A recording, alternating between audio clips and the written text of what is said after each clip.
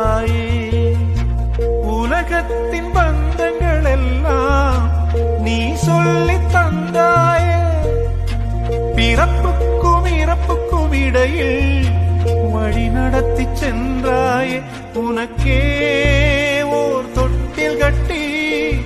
நானே தாயாய் மாறிட வேண்டும் ஆராரிராரோ நான் இங்கே பாட தாயே நீ கண்ணுறங்கு என்னோட மடி சாய்ந்து